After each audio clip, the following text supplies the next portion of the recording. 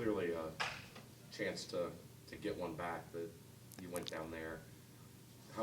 Much easier to get a team's attention when you've already lost to somebody on the road first. The seasons are really a marathon, so there's a lot of different ways to get your team's attention. And, when you got a veteran group like this, I think different things, you learn about your team, different things get their attention. I certainly think there's an unbelievable respect, obviously, for Memphis. Certainly was the first game. And, I think we're a different team now than we were then. And I'm sure they are as well. So I think there's a number of things that factor into that. With the UConn game, I know you want to win every game, but do you look at it as like good losses, or a loss to this team hurts less than maybe a loss to another team? Do you look at things that way? Well, no. Every loss stings. I just felt like in the UConn game, I thought they beat us first and foremost. I thought they played better than us, but I also thought we had a ton of opportunities that we just squandered, and that's kind of what kept me up at night. Was that so? It's part of the it's 30 plus games, and you go through different rides, and to take them to overtime the way we did, and they were a team that's been playing everybody close and have won some games here lately with that. So I just felt like we had some missed opportunities. No, because then you just look at it as another, missed opportunity to gain a little bit more momentum in that realm. Where has your team grown since that first Memphis game, you think, that will maybe provide you a better opportunity for a win this time? I think we've just as a group, I think, we've grown offensively for sure. We scored 49 points there last year, and that's not to say we will be any better this Thursday, but I think we've grown in that area. I think we've grown in guys' roles and understanding of their roles. I think we've grown in terms of our rotation and putting guys in the right spots at the right times in games.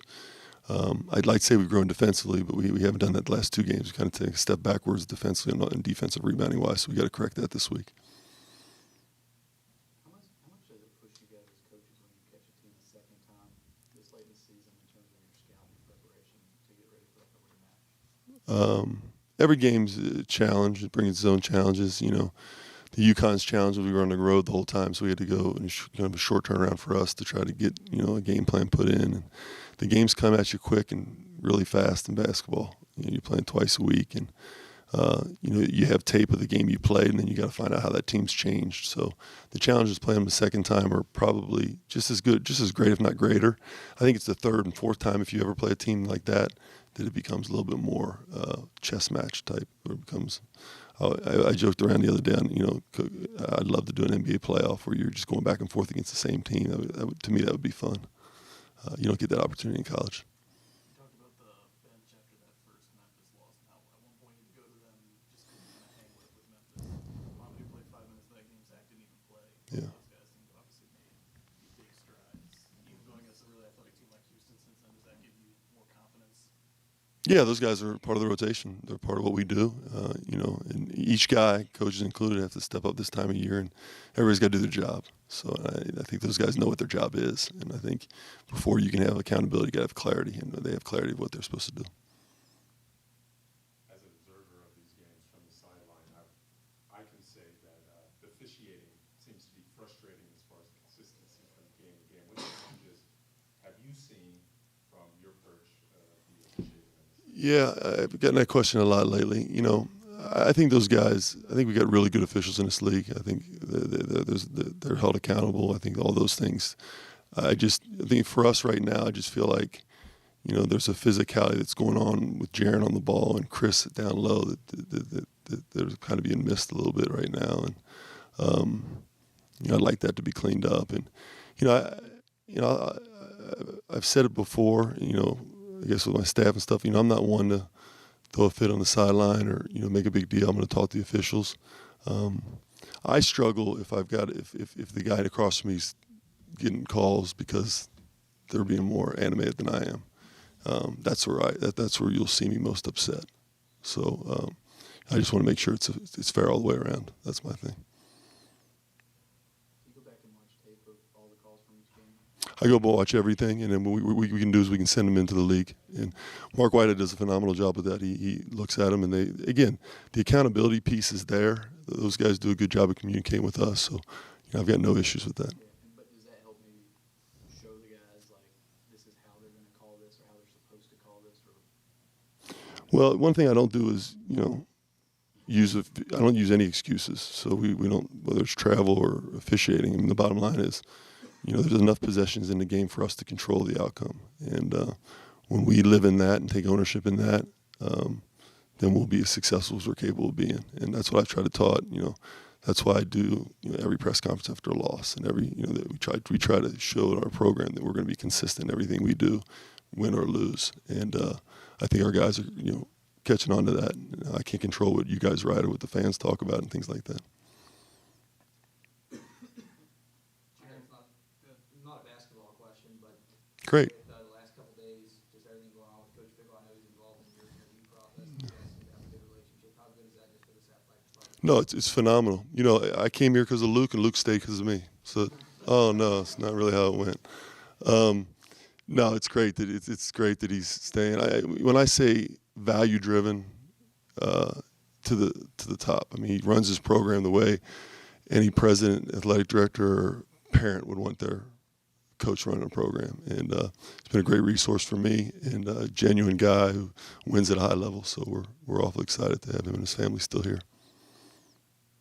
He's talked about he wants you guys to be successful because the football program can use the energy and the hype in terms of recruiting and everything else. It goes both ways, yeah. When I was at Alabama, we talked about that, consistently. There's a lot of crossover between football and basketball players. I always say football players want to play basketball because it's easier to pick, find a pickup basketball game than a pickup football game. So a lot of the recruiting. I mean, I watch guys in the NFL now, and I'm like, yeah, I did a visit with that kid because football asked us to. We just go back and forth and those kind of things. So their success in being in the top 25 and our success in being a program that's right there and fighting for NCAA tournament is great for everybody because it gets the Cincinnati, brand out to national. Sounds like Jaren got banged up at the end of the Wichita game. Obviously, there's a quick turnaround for UConn. We're banged up. He's not the only one. He's banged up. Keith Williams is banged up. Javen Cumberland is questionable right now because he came down on the photographer's foot, and Keith Williams is banged up. So I always meet with our training staff after I do this before practice. I don't know how many guys we'll have for practice today.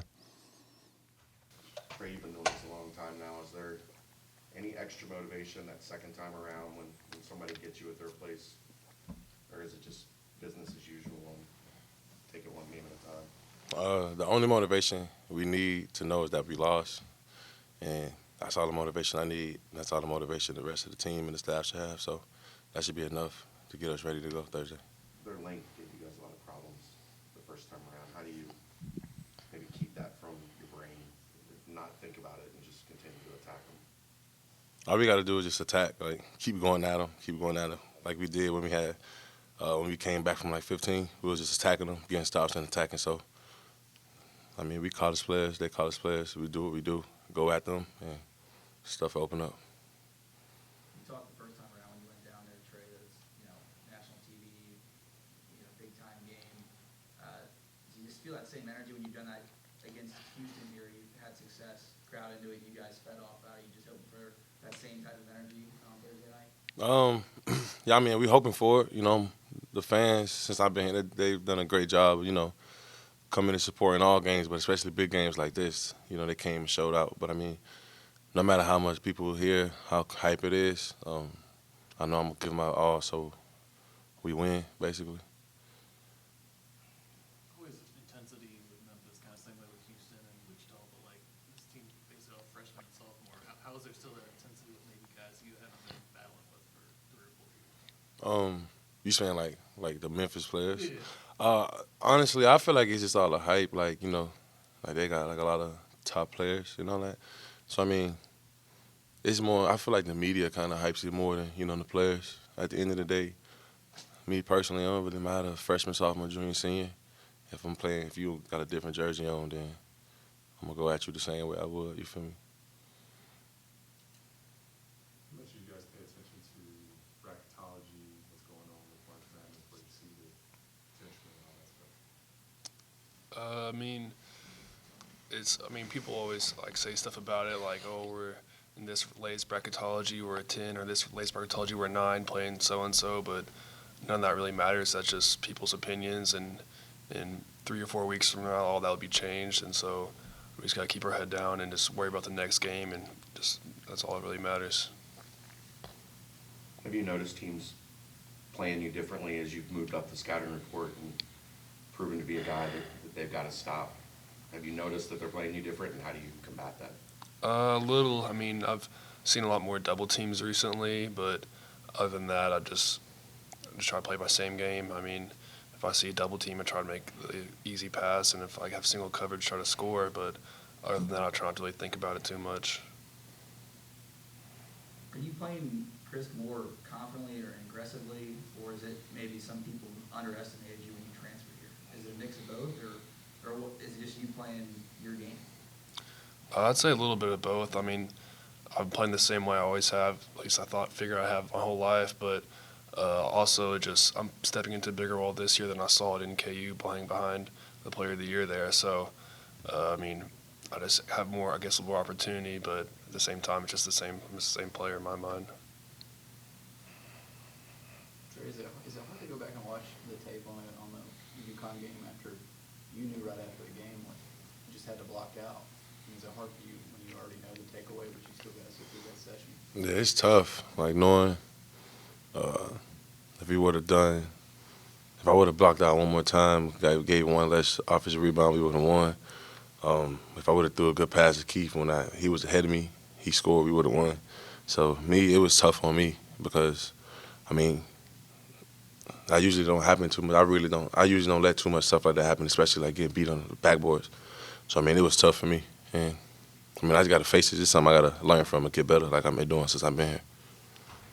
Trey, coaches talked to us talking to you about taking good shots, and I'm sure you hear that plenty from him. But you've hit big threes in any number of games stretching back to last year. Where does that confidence come for you to take it, but also to know that coach will be okay with you taking it and you knock it down? I mean, it comes from me being a senior. And if you're a senior, older player, you got to do what you got to do to help your team win. And I mean, coming from my last 2 summers, putting in the work that I put in, just being confident. Like I started out season shooting bad, but now I'm shooting better. So I knew it was just a matter of time. So just me being confident and my teammates trusting me and me trusting myself. So I mean, whenever I'm open, I get the opportunity.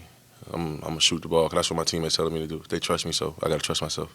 Did any of that maybe come from spending so much time with Gary as he was going through the process, and then by the end of his career, he became similar, like a reliable shooter, like watching him, how hard he worked to develop that part of his game? I mean, I wouldn't say some of that came from him, but I mean, I learned a lot from GC. Like we still talk to this day. Like we texting right now, actually.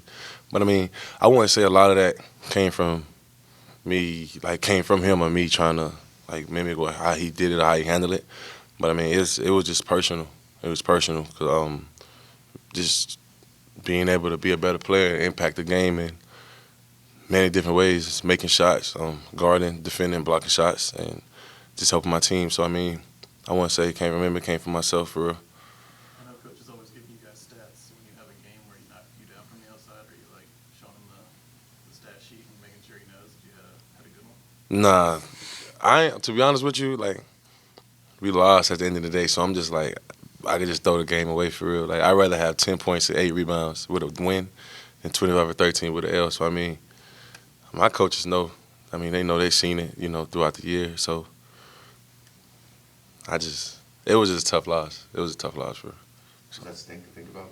Your career high came in a loss, so you don't get to enjoy it as much? Yeah. I was down a bit afterwards. I mean, but we lived to fight another day, and we got another game Thursday.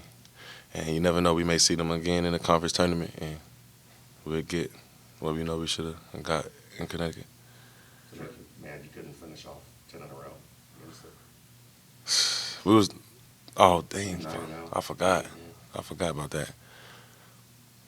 I had a few chips this season, so this was another one I got to add. Like, it's annoying to think about it, but it'll be all right. One loss, I mean, hey, hats off to them. Trey, you guys got 7, 8 guaranteed games left for you here at UC. Is there pressure on you or an extra hunger from you to want to make this push towards March? Yeah, it most definitely is, because, I mean, you only going to be in college once, and this team's only going to be together one time. So, excuse me, as much games as, I could continue to help us win to continue to keep us together, then we need to do it. I need to demand it from myself and from my bros at the highest, highest level. So, I mean, few games left. I'm going to enjoy that, but we all got goals, and that's to make a big run in the tournament. So hopefully it's more than just 7 to 8 guaranteed.